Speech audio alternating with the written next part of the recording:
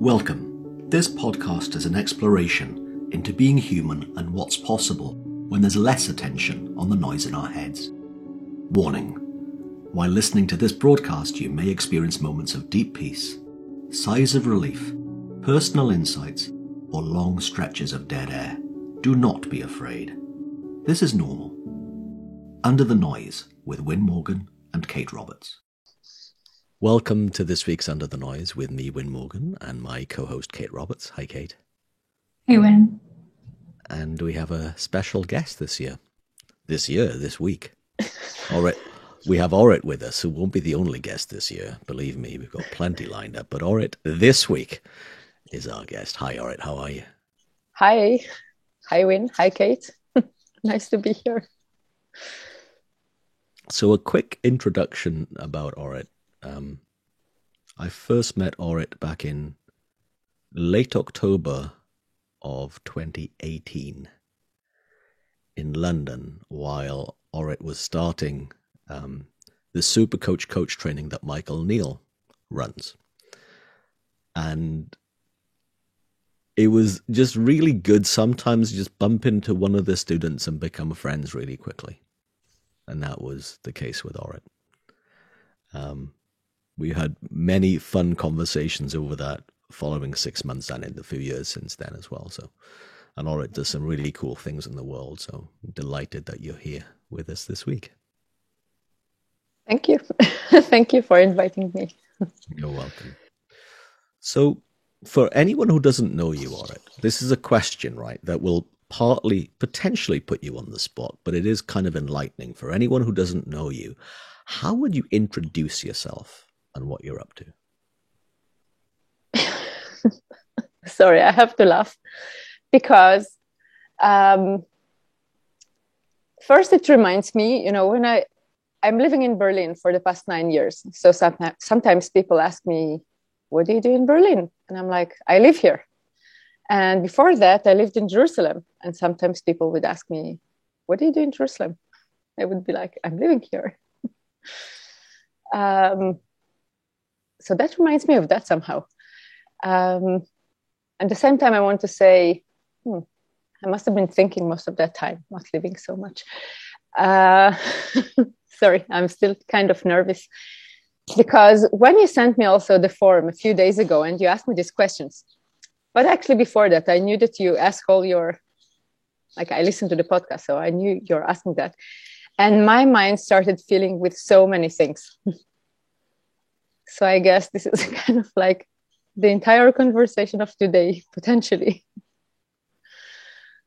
I could see so many stories come up and I didn't know which one I'm supposed to choose, or just the fact that we have so many narratives and so many stories we can always tell. And we can get really caught up in finding the right one and get so stressed over it. Like I remember when I used to go to a psychologist when I was younger, I would be so nervous at the beginning and also afterwards, because what if I don't get the right story? Then things wouldn't go right.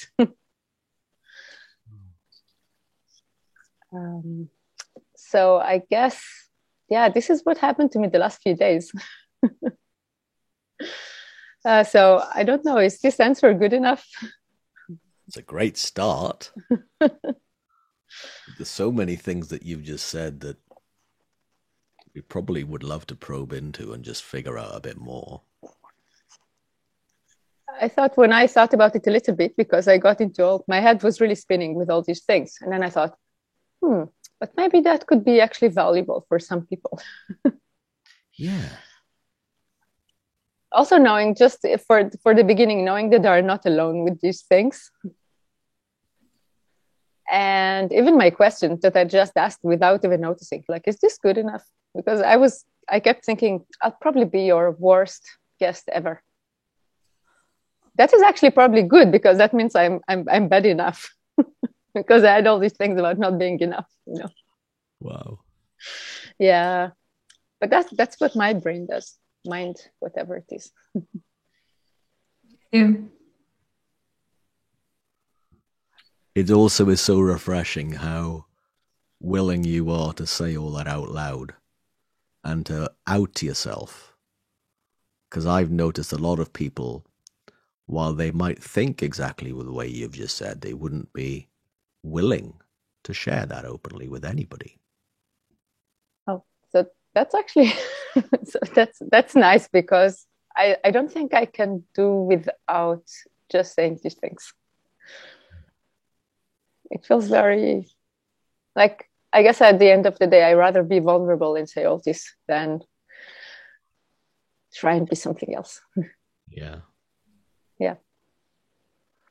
Because the one thing I've noticed of what you're up to now in some of the postings I've read that you're putting out there, which I'm really enjoying, your posts on Instagram and other places that I noticed that you're putting yourself out there these days, is for other people to see through their own story and still get out whatever they want to get out into the world.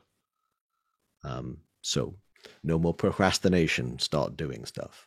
No more buying into the story, start doing stuff. So it's very much in line with what you've just said, is very much in line with what I noticed that you're up to right now. Yeah, the reason I help people with these things is because I know something about it.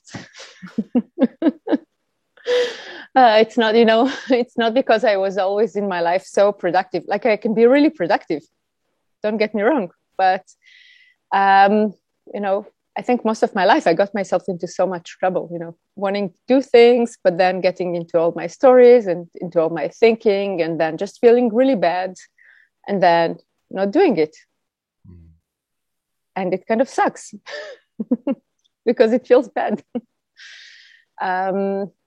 Yes, so I know what helps me, because I get into these things all the time. And I know that a lot of people suffer from these things as well. So it's not about being kind of productive, make your day really productive. You have to do so many things, capitalistic stuff, but just about there are things that you want to do. You're not letting yourself do them because you're afraid, or because you're stuck in all your thinking about yourself at this moment. But maybe you don't even know that is what keeping you stuck. So I guess if we go to the word procrastination, which I remember when someone told it to me the first time, I think it was kind of starting to be a hipstery thing. But I was in academia. I was probably doing my PhD at the time. So it was probably like 10 years ago. And I noticed, because I spent a lot of years in academic surroundings, so I can't talk maybe about other environments, but I can talk about academia and the kind of people that I spent time with. And the thing is about people who use their brains a lot and their heads a lot, is that we get, I'll say we, it's probably like the whole world, but I'll say we. Yeah, we is the whole world, but the kind of people that I hang out with in academia. So I guess you get used to just using your mind, using your brain, using this hamster going there for everything. And yeah, and for everything, I mean everything. And that's really tiring. So I hope I'm making sense, because when I listen to myself, I think, oh, no, so many things that I want to bring together, but maybe that's a part of the thing. Like people with really fast brains, I guess. Maybe I'll just talk about myself, but I guess enough people will recognize themselves in it. So I think my brain kind of is very, very fast and thinks of many ideas and trying to connect all of them at the same time, right? And okay, we said that silences are okay, right?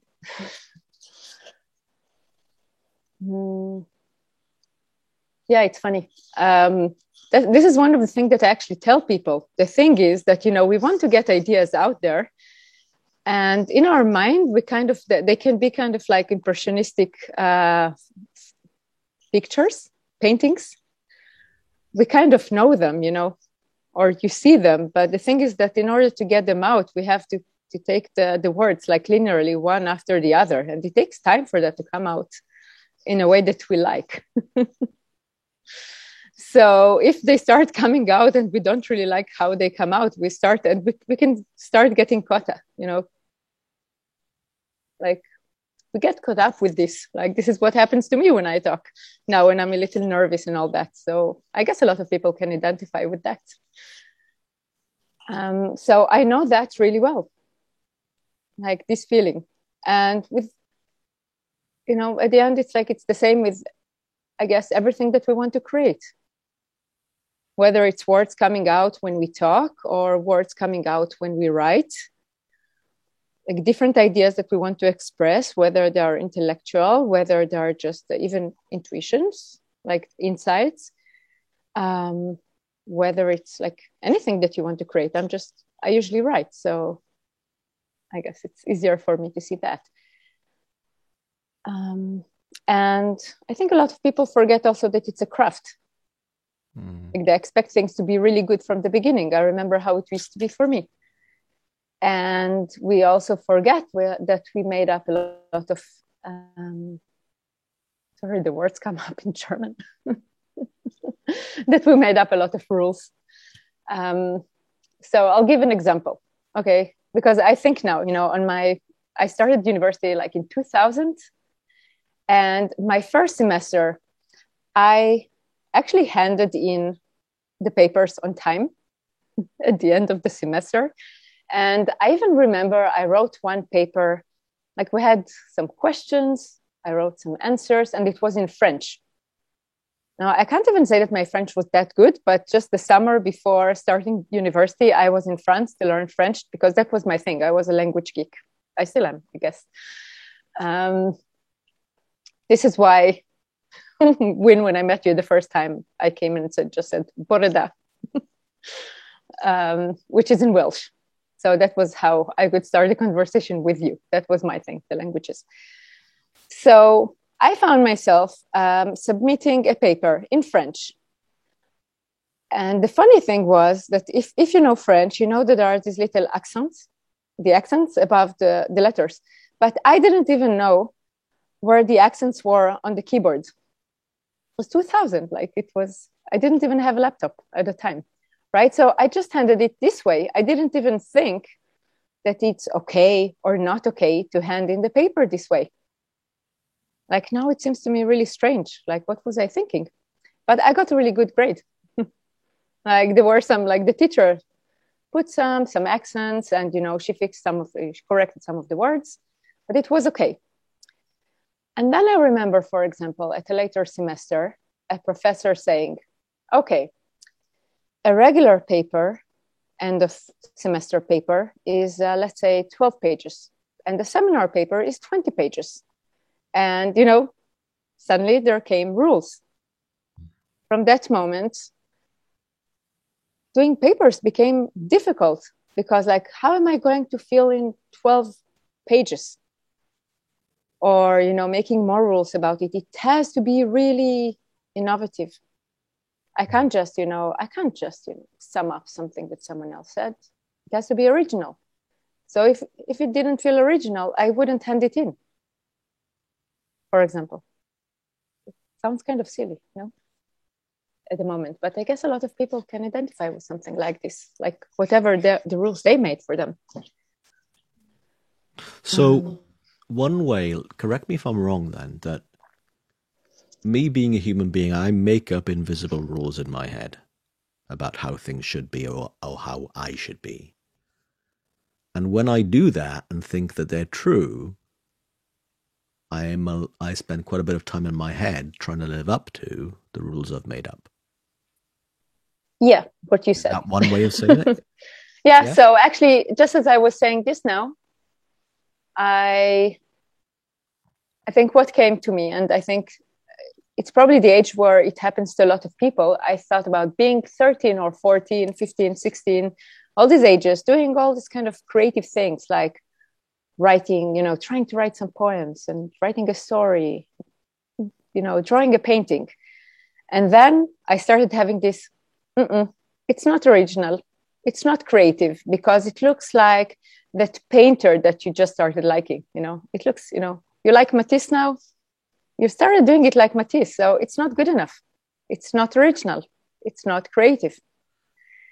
And I wrote a story, and that's just like this writer just like this author I like now. So it's not, I'm copying. It means that it's not creative. It's not original. Or whatever I made up of original and creative. Like I had no idea that just writing something is creative. And that even copying a style of someone, that's something that's actually creative. It's the way to learn how to do things. But I just shut this thing off. I just wouldn't let myself do stuff. I went up and made a lot of other, really creative stuff. I just didn't know that they were creative, like making up all these stories about myself. About what's right, what's not right, how I should be, how I should not be. And what did you see that changed all of that for you?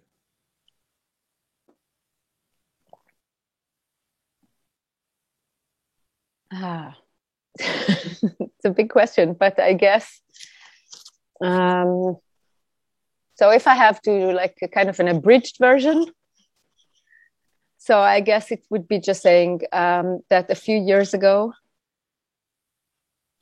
I don't want to say that I stumbled across the principles because that's just copying. That's what everyone says. But I came across the principles. I came across Michael Neill's book, and then all kinds of other books. So as I said, like being a geek, I just read a lot. I started kind of reading and diving into this world, and then coming to Super Coach Academy. I'll just give that as the context. And then it was just the realization that we just make up stuff all the time and we believe it. And then we live as if that's as if that's reality. And it was like, or it wasn't, it was more like, no, I can't even make the appropriate sound, It was just like, I don't know, kind of astounding. Like, how did I not know that? You kind of suspect that, in retrospect, you can see that you suspected that. Yeah. But it's kind of like reality seems like really real. I always want to knock, on something when I say that, because as if it's like real as this table, and suddenly you start seeing that it's made up of all your thoughts. So that was the specific realization that you had, was that you see it all as made up of thoughts.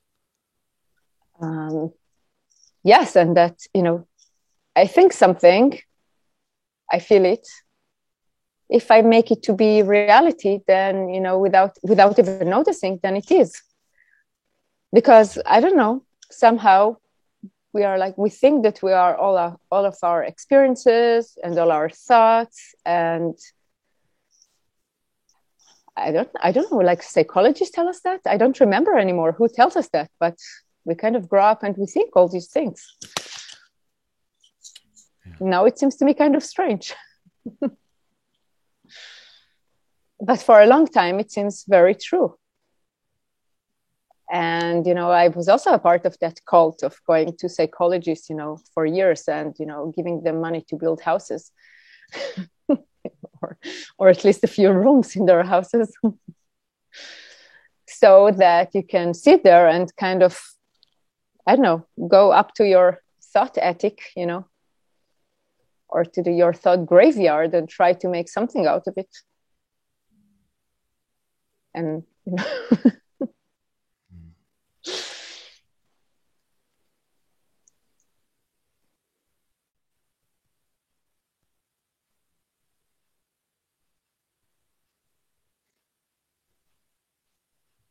Love that thought attic. Usually I think about it. I don't know if I've ever heard that. Actually, it's funny. I kind of, I usually think of either like a thought graveyard or that what we do is almost like, there used to be people used to go abroad and then come back and do this slideshow. And it's almost like we keep all these slides, something that's very old, photos, slides, and without noticing, we go to the attic and we look through all these photos and slides, and it's all full of dust. So, and we don't understand why we have this allergy, just sit there feeling bad. So, like realizing that I don't have to go to the past, to look for an answer there or to go there at all. I do that, although I don't know if I do that so much anymore. It's more about, no, I do a lot of thinking. The funny thing with the thinking is that you're not sure what you're doing with it when you're not in it, in a way. It's like, I know I do something there. I don't know if it's the past. Is it the future? Is it like all my parallel lives? The ones that I was supposed to live. I don't know why people always just speak about thinking about future and past. I think for a lot of people, it's like parallel lives, whatever, There are so many dimensions that we can go to. So I think going back to a story, and the funny thing, I'll just say that I managed to finish my PhD somehow. Like it took me like 15 years from the moment when I started my BA until I finished my PhD. And well, I did live a life through that and, changed countries, husbands, all kinds of things. And the funny thing was that the thing that I researched was the language of stories, of fictional stories. And a big part of my dissertation was about the language, like the syntax and grammar of thoughts and states of mind. And I had to think a lot about what stories mean, about stories. What are stories? What are thoughts? What are states of mind? And try and describe them. The thing was, now it's funny for me also that I was so in my head about it, all the time about how do I find the right theory to explain that, and can I explain everything? And I just, thought about it all the time. I wouldn't let myself ever relax. So it was really hard to finish the thing. And it was really funny for me that afterwards, finding the principles, it was like getting actually all the answers that I kept looking for, but kind of like maybe at the wrong places. Or maybe that led up to it. I can see how these themes of like stories and thoughts and states of mind were always there, but they didn't know how they connect to each other.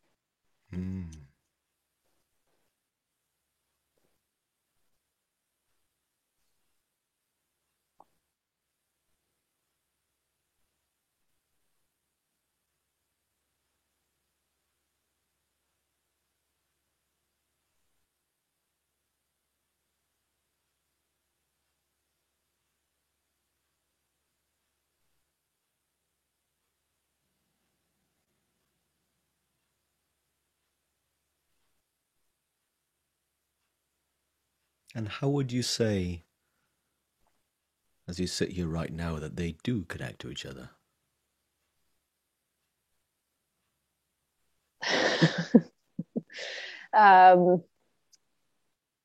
Okay, let's see. In what way? Well, first I could see. Okay, I'll just say this because there was also a book that I got, that I found at a friend's flat one day by Pema Chodron. It was a few years ago. It was a book that's called When Things Fall Apart. And she has one line there. And she says about how she had this realization and how she was struck by that you can't be in the present moment and be in your story at the same time. And I was like, yeah. Yeah, because if you're in the story, you're not here or now. I think most of the time I'm still not here and now, but at least I know where I am. So for me, that's a way to get nearer to that. And I could see that all these like thoughts, you know, there are all these stories, thoughts, like all the things that I thought were reality before. Like, I feel this way because this and this happened. So that, you know, and feeling like very often like a victim of all these things. Like, these are the circumstances, these are the things that happened in my past, these are the things that are probably going to happen. You know, I've already done that and that and that. And, you know, just play them again and again and again, I guess. So just being caught up in the story, in the thoughts, and then wondering why I feel so bad. State of mind. So I'm not going to say like the last few days, I really let my mind spin and spin and spin faster. So it didn't feel nice at all, you know. So still I have to say, and it's also an important message for me to give out. I want to say that the fact that you know all these things doesn't prevent you from living this. And it's important for me to say this because I think sometimes people, when they come across the principles or they learn them or they listen to podcasts with all kinds of people and they hear about like really amazing transformations of people, they think that there's something wrong with them because they still get caught up in all their stories. Or I should know, you know, I know all this stuff. I know that I feel my thoughts.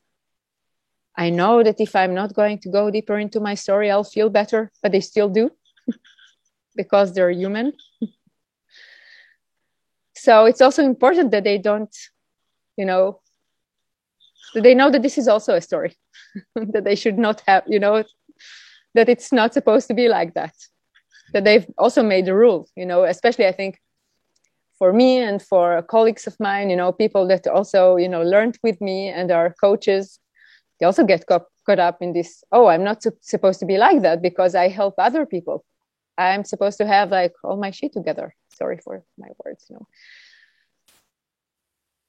And I think it's really important to say, no, you're still human. So I think once you start seeing these things, maybe you don't suffer as much as you did in the past. And sometimes you do, because that's really human. And I think that being within it, for me, that's a really big difference at the same time, is that even though I can have, let's say, a few days where I'm caught up in all these things, and it was also interesting the last few days, like preparing to come here. It's not even preparing. It's not like I try to prepare a story or something like this, you know. But there are just all these things coming up, like, and I could see all the usual themes that come up, like the good enough. I'm not enough of that. I'm too much of that. So it's almost like, and it's kind of annoying. It doesn't feel nice, but it was also kind of interesting to see, oh, all these things are coming up, to almost kind of like say, hi, you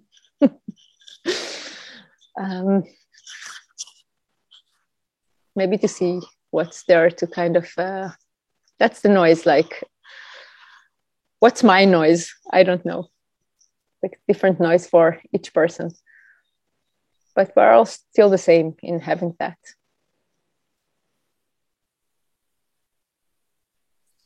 I read this quote this morning that I had to kind of come back to and read again. And I literally never have these quotes in front of me when we do the show, so I always mess them up.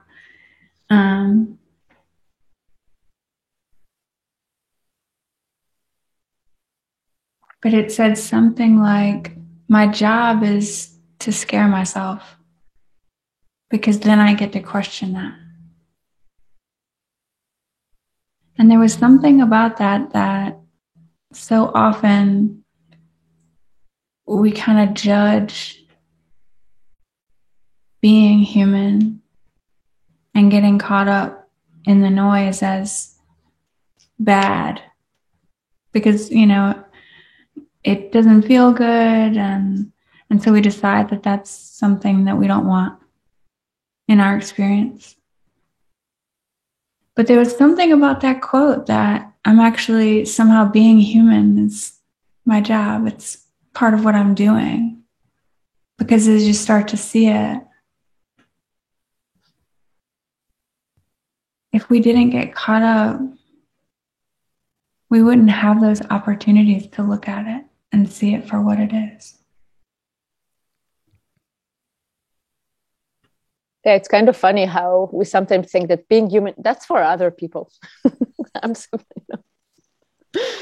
It's all true for other people.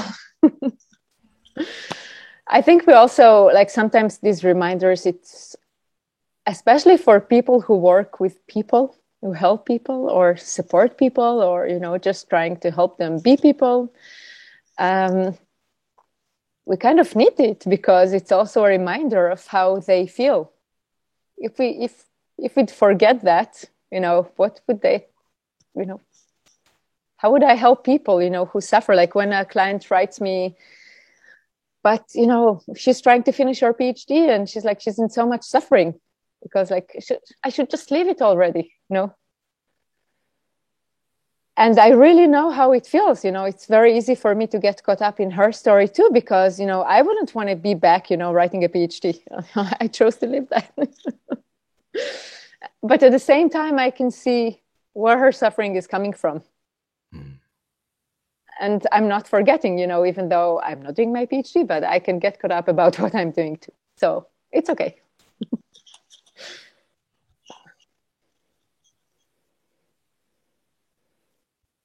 Lovely.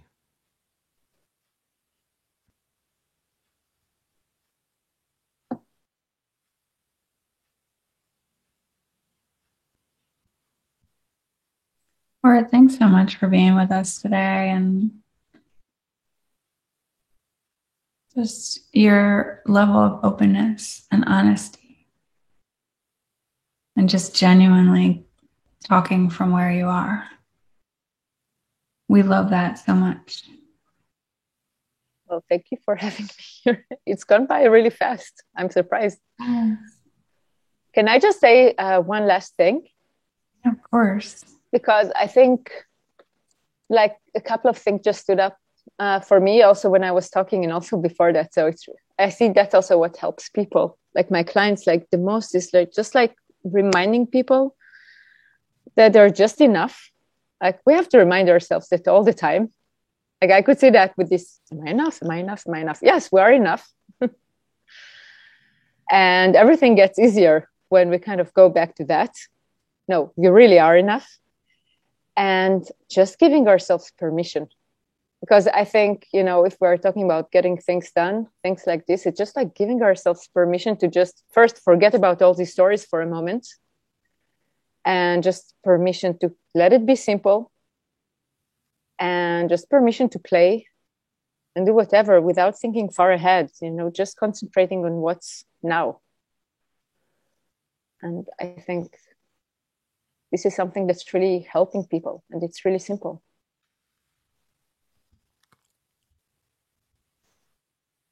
Lovely. Yeah.